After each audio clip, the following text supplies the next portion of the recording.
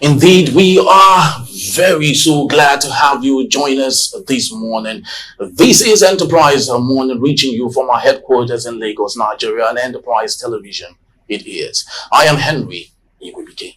In a bit, we'll be going to our newspaper headlines to see all that we have for you this morning. And right after that will be our main conversation also for today. So while we get everything all sorted out and produced just for you, please do well to have a say in what we say. Join our community.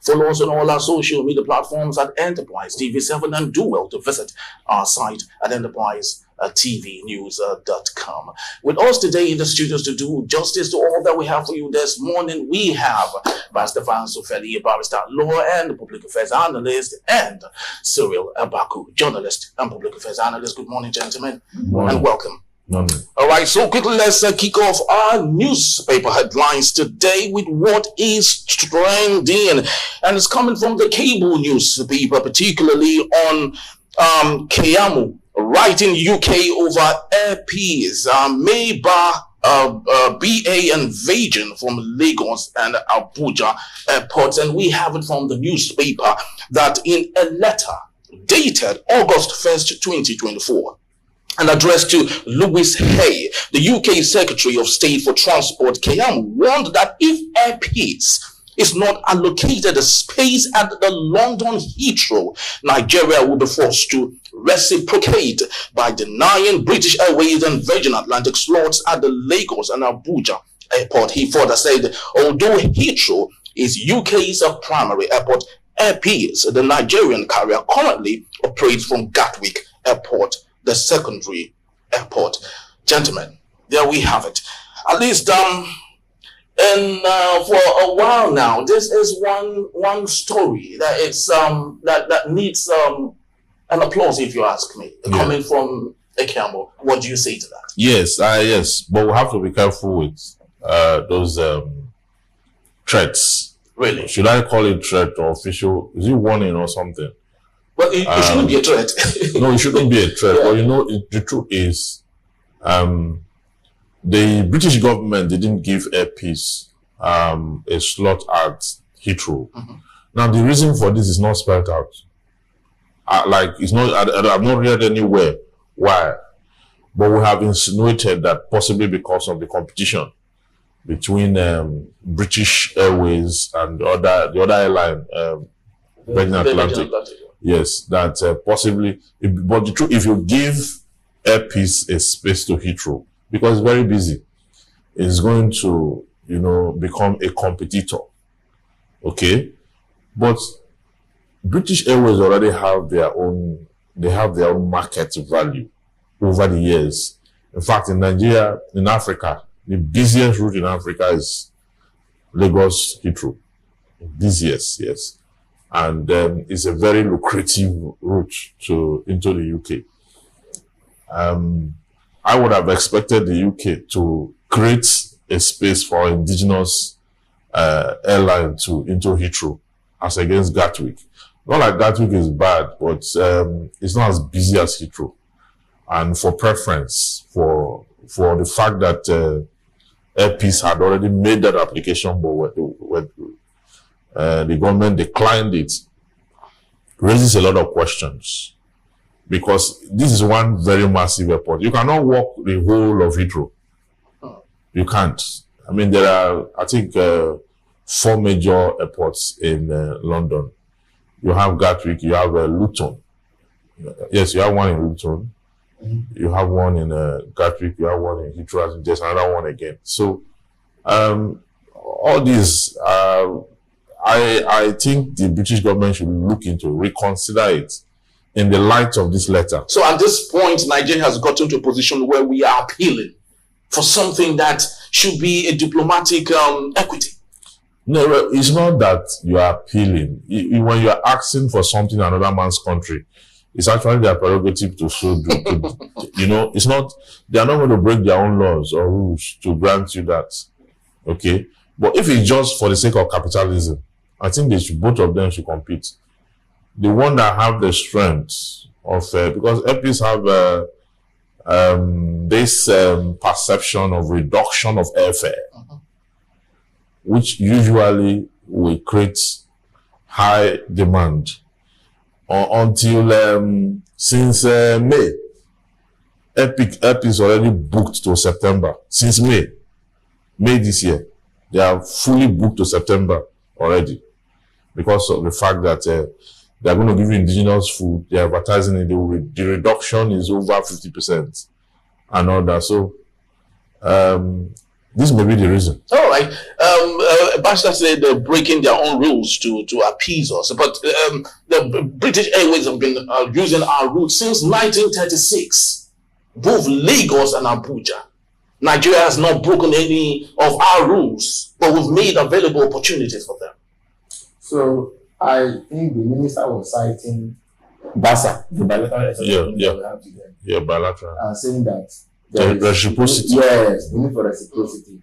But because this looks political to me, on the political side of it, Britain should have known that this day will come. That the relationship between both countries won't always be in the table forever. That eventually our children will grow. If the Atlantic have been making all the profit on the two-way road, eventually the owners of the lane will also wake up one day to use it. So they should have planned for that day to come. You know, it's a two-way street, right? If you're benefiting from us, I mean, you couldn't be the only one taking all the benefit and all. Yeah, so that day has come. It has come in the name of air peace. So they ought to have made them, okay, they've come, let's give them what they deserve. But the ministers, so I commend KM, right? We could loosely call this aviation nationalism, if you see what I mean. Mm-hmm. Yes, it's a kind of aviation nationalism to say we are putting a state. In the past, Nigerian government didn't really care about our businesses. But this is something that looks novel, looks welcome.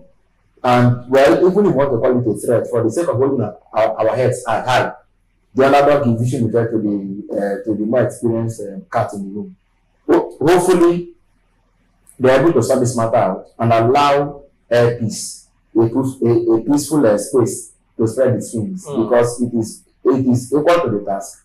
We love it, we like it, it's our own, we want to own it, and there is really no basis for the British government to do what it is they are doing. There's a lot of answers to the Department of Aviation, the answer to the Prime Minister, whatever the case is, they should go. Like Bashar said, the reason they are giving for not letting Air Peace a space at Heathrow is neither here nor there. So what is it? Like I said, it comes down to, and that's what the minister has to now write to them in the political sense and say, look, you guys, this road is a two-way street. You've been using the two for so long. We've come to take what belongs to us. I don't think it's too much task. And even if the government back to go, well, now you have to count in my place, they used to say, you check the table to be sure that all the legs are in place. Before you issue a threat, you must be sure that you have. You strong enough. Yes, because in the 7th December, we can say we hereby nationalize BP to be AP. We hereby do this and that. Nigeria still have the muscle to. Yes, so we don't know how this government is going to whether they can match their words with action. But if they did, it will be good, because the truth is this: even when you're not really able, if you make the attempt, they will realize that these guys can do more another time. So it will make them to count their chicken before they come into roost. So I think the minister should keep up with it. He has already sent a letter. He should calculate his steps and take a guided. And the federal government should support him, because sometimes we'll start things like this, and at the end of the day, he's left alone. If we're able to put this block on aviation, then we'll start to create another blocks on our education. Revamp it, make it such that nobody will be going to the UK for foreign education. So you are taking another territory. Then from there we'll take the health territory. Okay? That is assuming but not considering that all the ministers are working with that perception, yes. Then we can reclaim all our lost territories. But do you see worst case scenario? Do you see an Emirate Nigerian issue in this case, where there could be a possibility of both countries, or particularly BA and Virgin Atlantic, saying we are no longer flying that route, just like Emirates did? No, Emirates has to do repatriation of funds now. The BA don't have that issue. Yes, but I'm talking about the crux of the matter here. That could it, yes, could it be possible get to that point? Yes. Well, I don't see it getting to that point because just because of space, then you're saying a BA will say, okay, we will no longer fly. But if you do that, that also will empower APs more. Yes, that will empower APs more. That APs can now say, okay, you know what, I don't want to come to Heathrow too. Just let me be landing at Gatwick. So everybody going to London that ought to have flown a BA will be flying APs to Gatwick. On Gatwick to Heathrow is about 1 hour drive. Not a very long distance as such. But people would rather love to do Heathrow. Yeah, because from Heathrow is into the city direct. Oh, okay. But Gatwick, you have to go round and round. No, you see, besides that, like I said, it was yesterday or someone that time. Nationalism is always inborn. That's why children from childhood, they want to join the army. They want to. I'm sure if I sample of opinions, one of us would have wanted to join the army. I never wanted to. But I'm sure if I ask the three, one of us or two would have said, I will not join the army at the point. So, as bad as things may seem in our country, if that happened to airpeace, people will say, we will fly our own no matter what happens. Even if now from Gatwick to, they want to do that. Then number two is the fact that, look, they have a lot to lose. In education, do you know that when they did their planning in Europe, they planned with our tourism in mind. Oh, okay. So, for example, more than close to 20 years ago, Dr. Abubakar Momo, political scientist, last week said, he said that they use African or Nigerian students' tuition to run their schools. That when they charge, we pay 44% extra. That's money they use to fund their own education system. So long ago, they had planned how to fund and water their own garden with our own money. You get what I'm doing? There is something like people. I was at Montana International Airport on Saturday evening, and the Nigerians it's as if we are just always going and coming in large numbers. That is what we are doing. So they know people scrap everything they have. Sure. People sell land. Yes. Sell port. Sell family houses. Yes. Sell family houses. Yes. Scrap everything just to go to the UK and then donate it to the system. So they know that for nothing in return, because even the masters you are going to get there, you won't get a job. You start to look for COS. Okay? Certificate of State thereafter when your visa has expired. At the end of the day, it's more like you are always stranded before you conclude your program. Having sold, scrap everything you have in Africa to go donate there. Now, why is this so? Because of the integrity of the institutions. The institutions have integrity and they will really deliver. They will give you that thing you came, that education that you came for. You will get it overdose. Yeah. Okay? So with that integrity, people always want to return. People don't care how much parcel of land or how much equity or their resources, natural or mineral resources, they put together to go and donate over there. They don't care because of it. So if we now create our institution in a way that they now have integrity, they can now give you value equal to what you have in the UK. By now, Nigeria really have lost it. You see all these countries in Africa, we should have used them to do what the UK is doing. If we have created our education, it's only the law school. Only the Nigerian law school. That invites people from other countries. No, not invite. All the African countries, they come to our law school. Many of they come here because they know the quality of our law school. We had to donate judges to go from Nigeria to go package their judiciary. You understand? So if we have institutions that have integrity and credibility, let's say all the institutions in Nigeria have integrity and credibility, like the law school, that ran for 50 years straight without strike. There was no day the calendar was altered for 50 years straight. That's what you have there in the UK. If we duplicate it in other institutions, you see all these countries, 54 countries in Africa, right? We would have used them because to generate a lot. That is what Ghana is trying to do now. Ghana is a sort of destination now for education in Africa. But that is our place.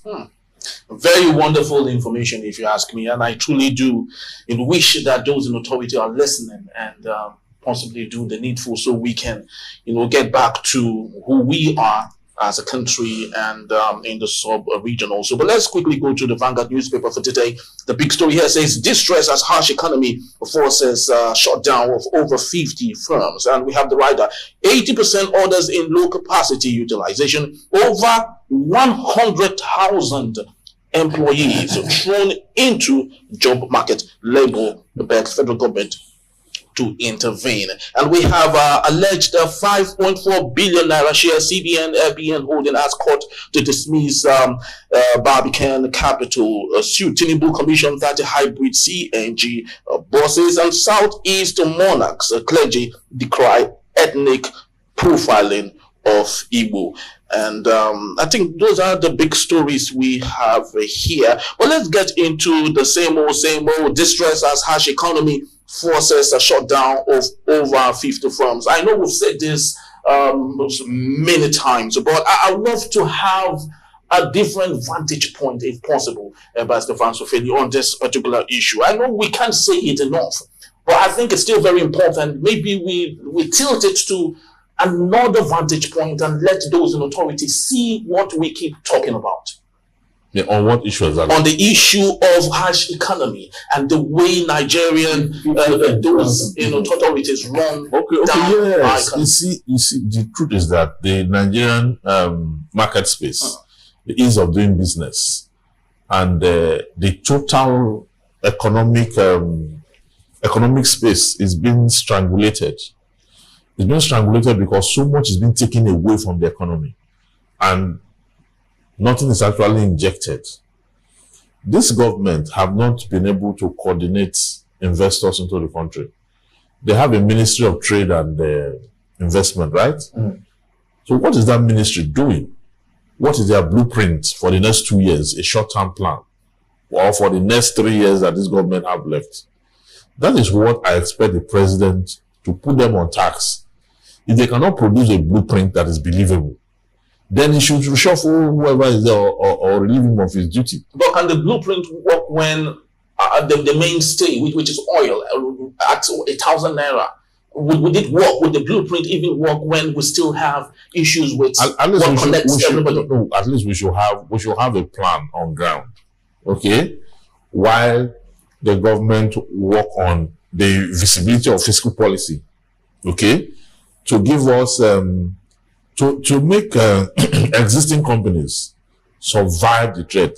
Syria suggested here before that why do we still tax companies as though we have put everything in place in the country? Because we are taxing companies that are barely surviving. Why don't we give them tax? Okay, give them tax. We do this road, take care of this, you take care of this, and you relieve them of tax. Then maybe you can now focus your earnings from the seaports, from your crude, from other areas to encourage incoming investors, okay, and all that. Why are we doing it? So there is no clear strategy as to how these companies are available or government plan to see them subsist. There's nothing on ground that government has put in place to see that these companies stay and remain. You understand? And each one that go, it pushes thousands of us into the labor market. Each one that leaves, and they leave to a neighboring African country, where they now go and produce those goods and then export it into the country. Because as they are leaving, most of them are companies with huge sense of monopoly. Most of what they produce, we don't have indigenous companies competing with them.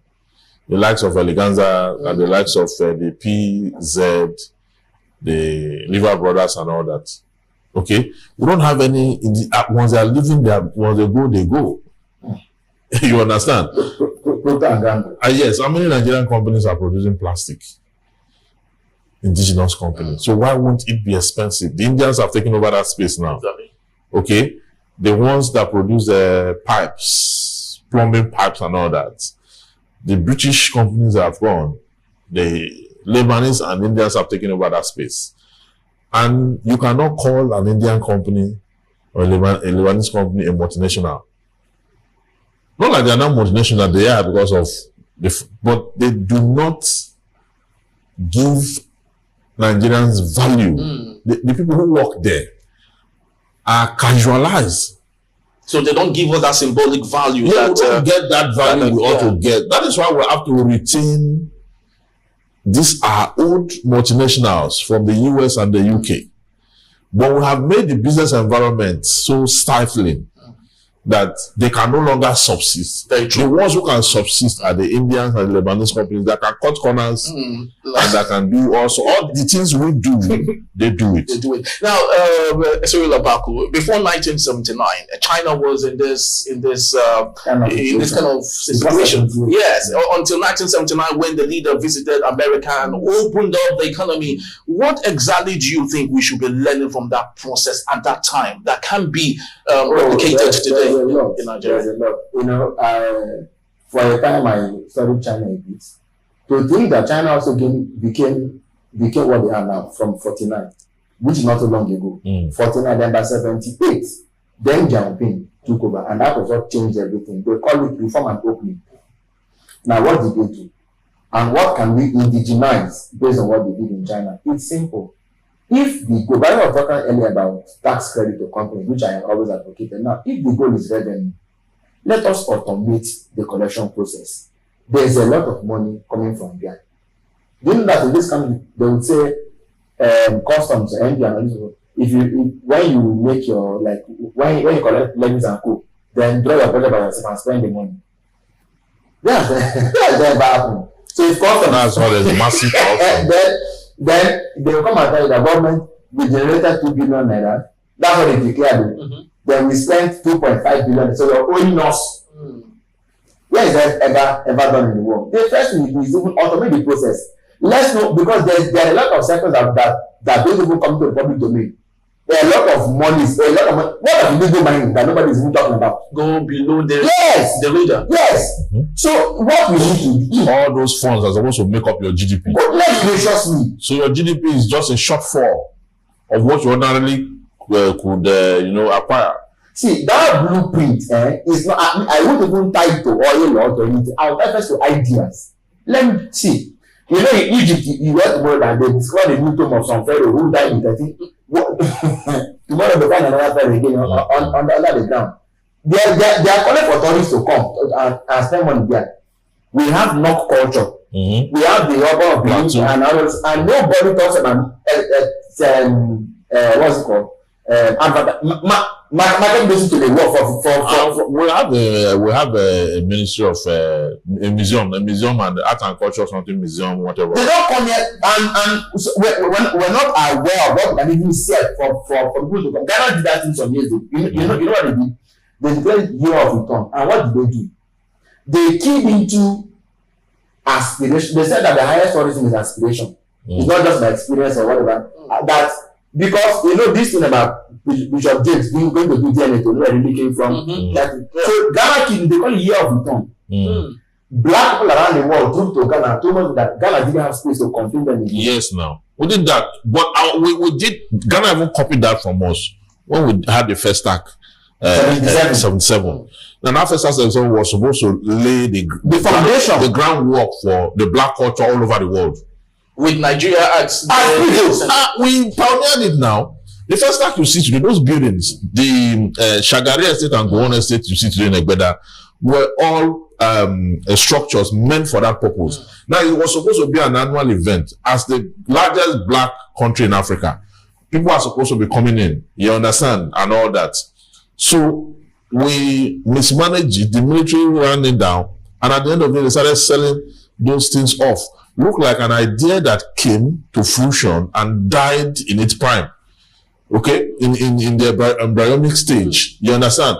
So we are supposed to have Ethiopia just because of one Ethiopia eunuch in the Bible.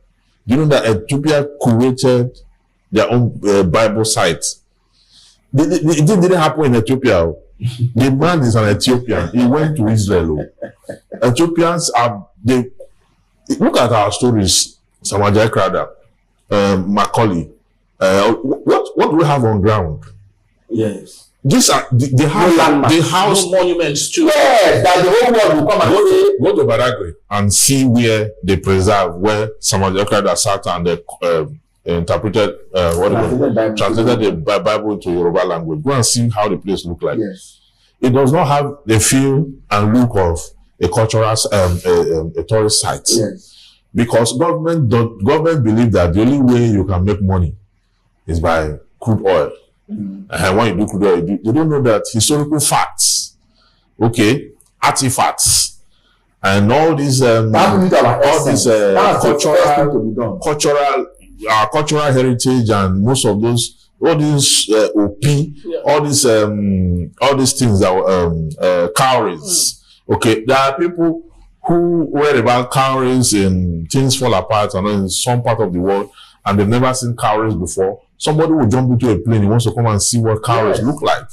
Okay, so if people have that curiosity, okay, because tourism thrive on curiosity, and you know that, why don't you seek, the book, for example, Things Fall Apart. If you are serious, you have a Things Fall Apart village. We should. Because people will come from all over the world. We cannot create. Look for where Chino Achebe stood and wrote that thing. Turn it to a Things Fall Apart village. And then every year recount the history. You understand? There's a scholarship attached to that book. So in Enugu, there's one organization in Enugu. There's one organization that used to do, they call it Things Fall Apart Week. You understand? This is what government ought to have taken over. The Ministry of Art and Culture. Invest in it. Okay, create a village for it. Create a part called Umuofia.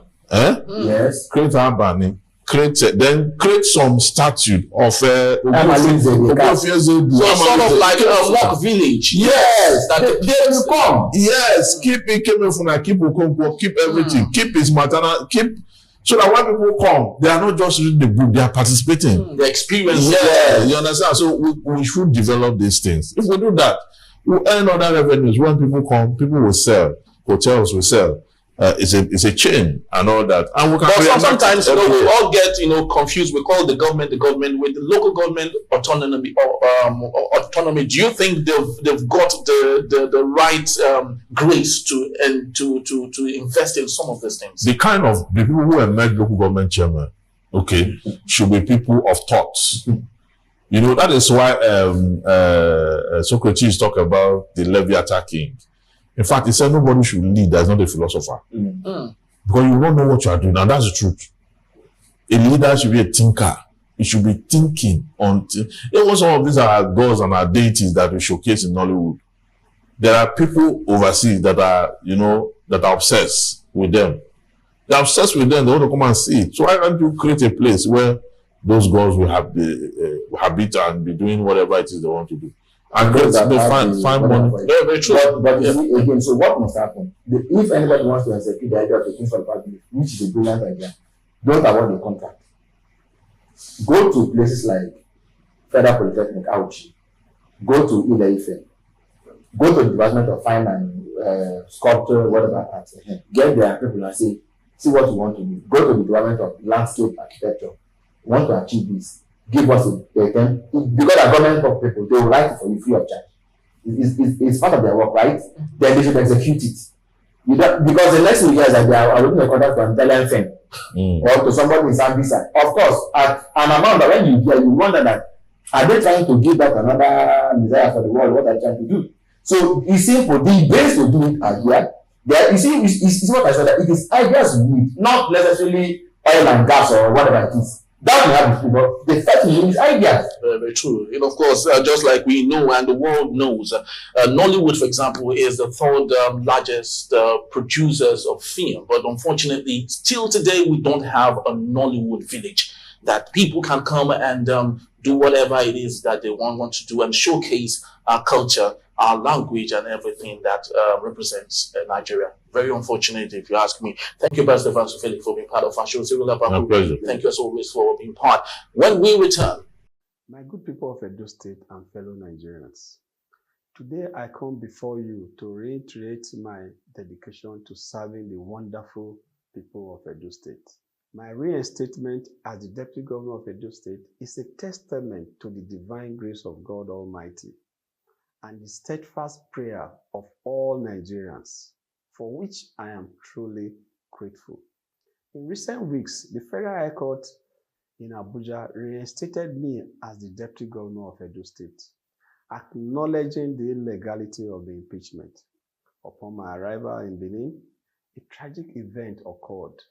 Who is the authentic Deputy Governor of Edo State?